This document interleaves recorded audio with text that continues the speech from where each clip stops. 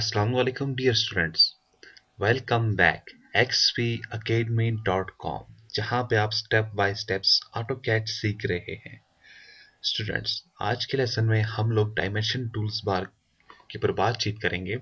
Dimension tool bar में कौन कौन सी डायमेंशंस हैं, कौन कौन से मेजर करने के ऑब्जेक्ट्स हैं, उनके क्या मेथड है, उनका क्या तरीक़ेकार है, इसको हम स्टेप बाय स्टेप्स देख रहे हैं। तो आइए स्टूडेंट्स, हम स्टार्ट करते हैं अपना लेसन। तो स्टूडेंट्स, मैं चला गया ऑटोकैड्स के अंदर। हमेशा की तरह स्टूडेंट्स, मैं यू एन एंटर करूंगा यूनिट्स के लिए, और यहाँ पे जाने के बाद इंजीनियरिंग और अगेन फिट्स अरेंज। ओके, मैंने अप्लाई कर दिया। नेक्स्ट स्टूडेंट्स, हमेशा मैं डी एंटर करता हूँ, लेकिन आज के लेसन में डी एंटर नहीं कर रहा हूँ क्योंकि आज हम मॉडिफाइड टूल बार को डिस्कस कर रहे हैं। सबसे पहले स्टूडेंट्स, मॉडिफाइड टूल बार आपके पास आती कहाँ से है? यह आपके पास मॉडिफाइड टूल बार होती है। अगर आप इसको बंद कर दें, किसी भी टूल बार के ऊपर आप एक राइट क्लिक कर दें, देखिए स्टूडेंट्स, राइट क्लिक करने से क्या होगा, आपके पास ये मेन्यूज आ जाएगा। यहाँ पे आपने क्या करना है, डायमेंशंस उठा लेना है। जैसे ही आप इसके ऊपर टिक लगा देते हो, आपने क्लिक किया, अब देखें आपने इसके ऊपर टिक कर दिया है। जैसे ही आपने इसको टिक कर दिया तो वो बार आपके पास आपकी एक्टिव हो जाएगी, सामने आ जाएगी। अब यही चीज आप इधर निकल जाएं डायमेंशंस मेन्यू के अंदर, तो आपके पास तमाम यही चीजें हैं। आप देखिए स्टूडेंट्स, शेप टू शेप आपके पास एक जैसी लाइनें दिखाई देनी है। लीनर है, अलेजेंट है, लाइन आर्क है, इस तरह से सो ऑन। स्टूडेंट्स, अगर आप देखते जाएं तो ये तमाम आपके पास नीचे तक बिल्कुल शेप टू शेप्स जा रही हैं। बहरहाल, मैंने इसको पिक किया ब्लू एरिया से उठा करके, ये भी मैं इसके एडजस्टमेंट बना लेता हूँ। मैंने बना लिया। तो स्टूडेंट्स, अब मैं ये कह रहा था, जब आपको अपडेट करना होता है, जब आपने यूनिट्स को सेटअप करते हो, फिर आपके पास डायमेंशन को अपनी सेटअप करना होता है, आप डी एंटर करते हो कीबोर्ड से। ये तो शॉर्टकट है। या फॉर्मेट के ऊपर जाने के बाद आप डायमेंशन स्टाइल के ऊपर क्लिक करते हैं। यही काम अगर आप स्टूडेंट्स इस जगह पर आ जाएं, देखिए कॉर्नर पे डायमेंशन टूल बार के अंदर, अगर आप बिल्कुल इसके एंड में आ जाएं तो इधर अगर आप क्लिक कर दें तो सेम टू सेम इधर भी वही चीज है। मॉडिफाइड के अंदर निकल जाए आप, उसके बाद प्राइमरी यूनिट्स, इंजीनियरिंग, फिट्स और रेंज, ओके कर दें और क्लोज कर दें। और व्यू में जाने के बाद डिस्प्ले यूसीएस आइकन को ओरिजिन कर दें। अब स्टूडेंट्स, सबसे पहले हमने देखना है लीनियर डायमेंशन को। आप इससे बाखूबी वाकुफ हो, बहरहाल मैं फिर भी एक लाइन ले लेता हूं अपने पास। तो स्टूडेंट्स, यहाँ पे मैंने जाने के बाद एक 20 फीट्स की अपने पास एक लाइन उठा ली है। सबसे पहले मुझको ये मुकम्मल नजर नहीं आएगी, तो आप क्या करोगे, Z स्पेस E स्पेस, अब अपने पास जूम इन कर दो, तो देखो स्टूडेंट्स, आपके पास ये नजर आ चुकी है लाइन। अच्छा, तो चलते हैं। एक क्लिक किया, दूसरा क्लिक किया, डिम स्केल मैंने इसको दे दिया। DIM डिम स्केल के अंदर जाने के बाद मैं से कुछ 8 फीट्स का डिम स्केल दे देता हूँ। तो स्टूडेंट्स, मैं शुरू करना चाहूंगा अपना लेसन। सबसे पहले लीनियर डायमेंशन बेसिकली क्या होता है, आप इसके ऊपर क्लिक करो, स्पेस लगा दें, एक पॉइंट दें और दूसरा पॉइंट है। देखिए स्टूडेंट्स, आपके पास आपकी डायमेंशन आ चुकी है। अब याद रखें स्टूडेंट, स्पेस लगाना जरूरी नहीं होता। स्पेस इसकी एक शॉर्टकट होती है, यानी कि जैसे ही आपने इसके ऊपर क्लिक किया, स्पेस लगा देंगे तो आपके पास सिलेक्ट ऑब्जेक्ट आ जाएगा। यानी कि डायमेंशन को, आप जिस ऑब्जेक्ट की आप डायमेंशन कंफर्म करना चाह रहे हो, उसको जस्ट आप क्लिक करो, ऑटोमेटिकली ये इसका एंड पॉइंट ढूंढ लेगा। अगर आप ऐसा नहीं करना चाह रहे स्टूडेंट्स, वापस आप इसी शेप के ऊपर आ जाओ, लीनियर डायमेंशन के ऊपर एक क्लिक कर दो और ये दूसरा क्लिक कर दें, तो देखिए स्टूडेंट्स, आपके पास फिर भी आपकी वही डायमेंशन निकलकर सामने आ जाएगी। देन स्टूडेंट्स, मेरे पास आ जाता है एलिजेंट। अब ये क्या काम करता है बेसिकली स्टूडेंट्स, देखें आपके पास सीधी या टेढ़ी लाइनें होती हैं। फर्ज करें मैंने इस लाइन को भी ले लिया 20 फीट की, लेकिन ये टेढ़ी लाइन है। अब अगर स्टूडेंट्स मैं एलिजेंट के ऊपर चला जाऊं, मैंने स्पेस लगा दिया, एक पॉइंट दूसरा पॉइंट, देखिए मुझको बिल्कुल परफेक्ट डायमेंशन दिखाई दे रहा है। अगर यही काम मैं लीनियर से कर लेता तो देखिए स्टूडेंट्स, मेरे पास लाइन गलत आ रही है। बेसिकली ऐसा क्यों है?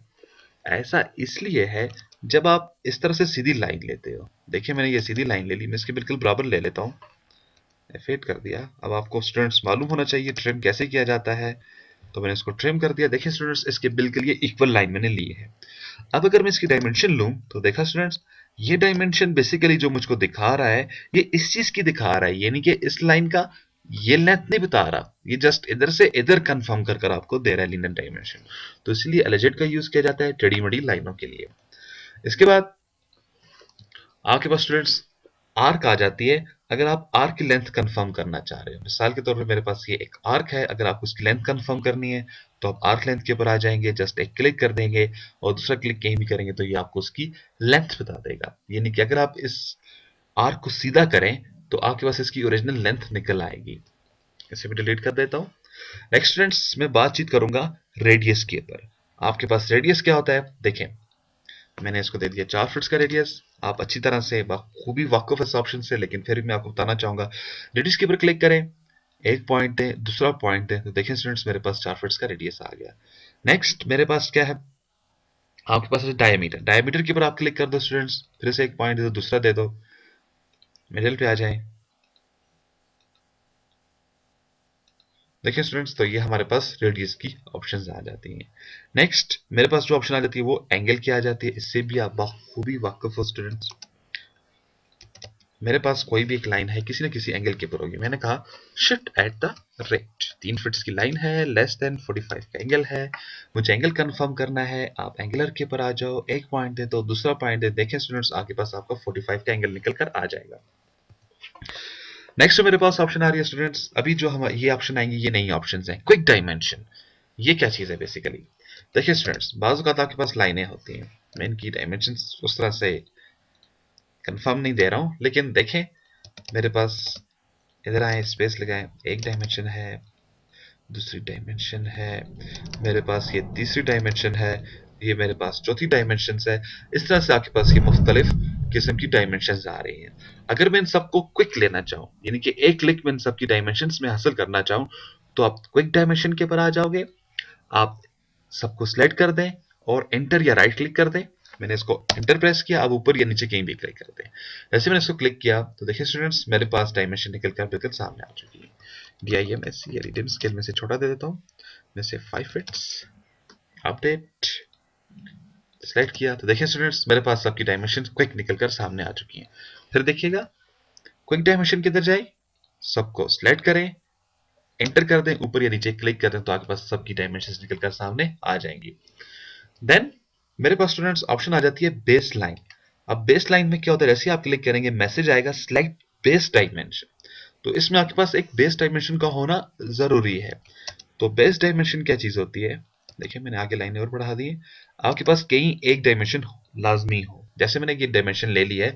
अब जैसे स्टूडेंट्स मैं इसके ऊपर क्लिक करूंगा, ऑटोमेटिकली ये मेरी आखिर वाली डायमेंशन से अपने आप को स्टार्ट करेगा, और आप जिधर जिधर से क्लिक करते जाएंगे, यानी कि यहाँ पर लाइन एंड हो रही है, यहाँ पे लाइन एंड हो रही है, देन इधर एंड हो रही है, फिर यहाँ पर एंड हो रही है, और एंड हो रही है तो एंड हो रही है। देखिए स्टूडेंट्स इसने क्या किया, बेस लाइन डायमेंशन बेसिकली हमेशा आपको जीरो से आगे लेकर चलती है, यानी कि जहां से आपकी पहली डायमेंशन शुरू हुई थी वहां से आपको स्टेप बाय स्टेप्स आगे लेकर ये चलती जाएगी। देखें, और आखिर में इसने बता दिया कि टोटल जो लाइनें बन रही हैं, तमाम लाइनों की जो लेंथ आ रही है निकल कर वो कितनी आ रही है, 51 फीट्स और 3 इंच।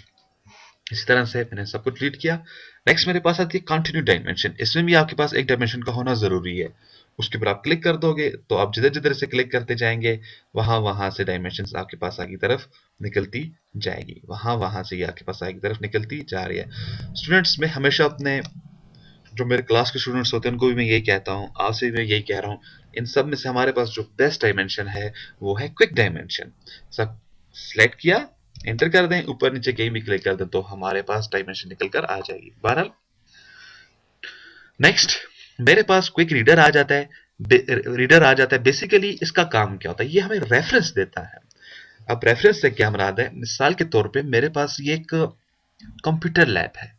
अब मैंने मैप में शो करना है कंप्यूटर लैब है, लेकिन मैं बाहर से रेफरेंस देना चाहूंगा इसका, तो आप रेफरेंस के अंदर चले जाएं, आप इसको कह दें यहां से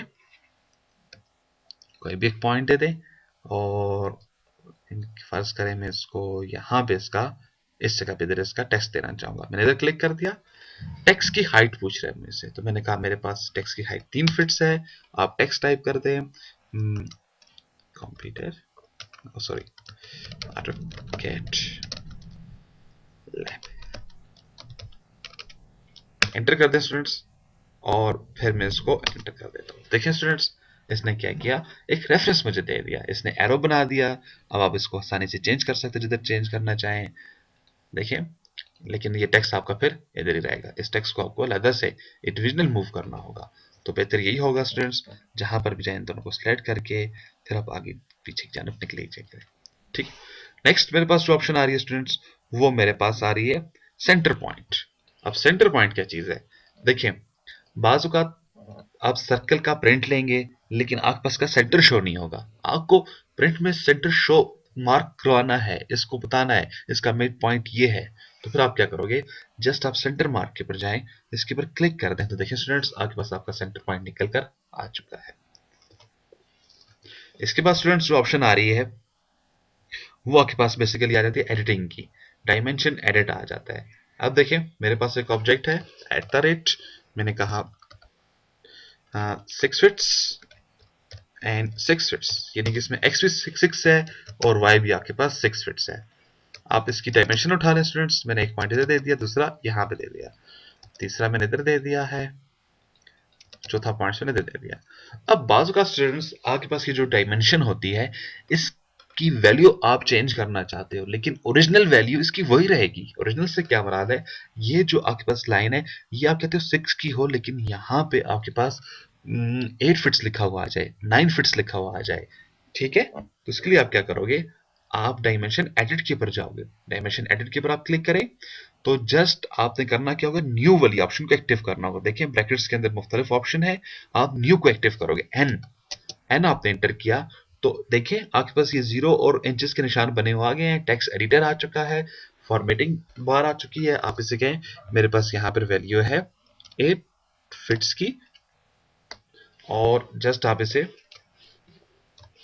ओके कर दें।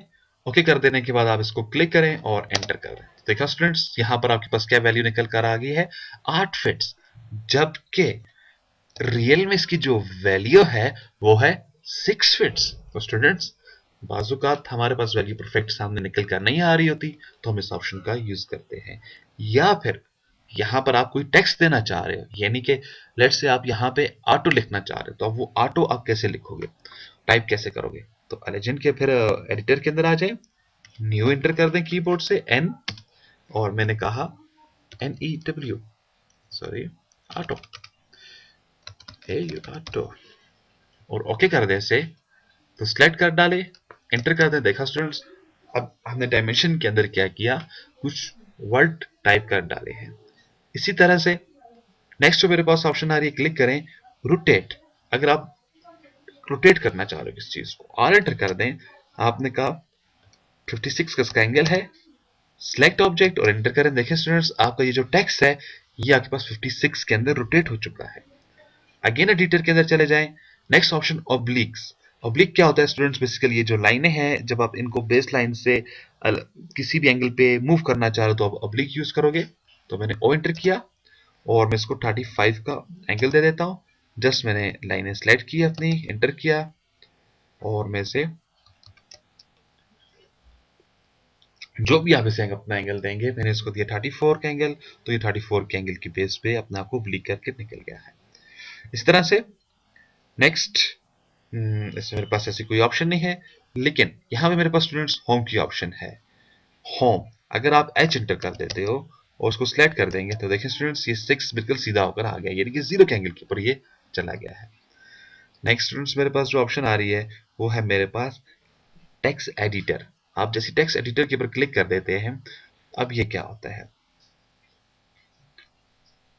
अब मैं अब टेक्स्ट एडिट की ऑप्शन आ जाती है, मैं एक लाइन लगा लेता हूँ फेड करके और उसकी डायमेंशन ले लेता हूँ।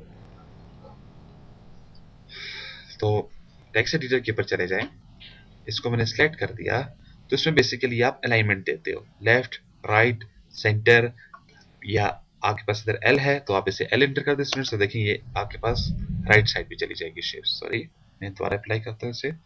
आपके पास ऑप्शन अब मैंने सेलेक्ट की और मैंने कीबोर्ड से एल सेलेक्ट कर दिया, देखिए राइट पे चली गई है। वापस मैंने सेलेक्ट किया, मैंने इसको राइट दे दिया है, वापस मैंने इसको सेलेक्ट किया, मैंने इसको सेंटर दे दिया है, वापस मैंने इसको सेलेक्ट किया, मैंने इसको ए दिया, और कोई भी आप एंगल टाइप कर देंगे तो उस एंगल के ऊपर ये शेप निकल कर आपके पास चली जाएगी। तो स्टूडेंट्स ये कुछ हमारी बेसिक्स डायमेंशंस के टूल्स थे। इसके अलावा स्टूडेंट्स इसके अंदर और भी मज़ीद डिटेल्स हैं, उसको हम आने वाले लेसन्स के अंदर देखेंगे। लेकिन लेकिन अब स्टूडेंट्स आपका वो मोहल्ला आ चुका है, वो स्टेज आ चुका है जहाँ पर आप प्रैक्टिकल करें। तो नेक्स्ट लेसन में हम अपने प्रैक्टिकल से स्टार्ट करेंगे। उस वक्त तक के लिए खुदा हाफिज़। मज़ीद मालूमात के लिए, अपडेट के लिए या किसी भी क्वेश्चंस के लिए आप विज़िट कर सकते हैं हमारी वेबसाइट www.xpacademy.com। अस्सलाम वालेकुम।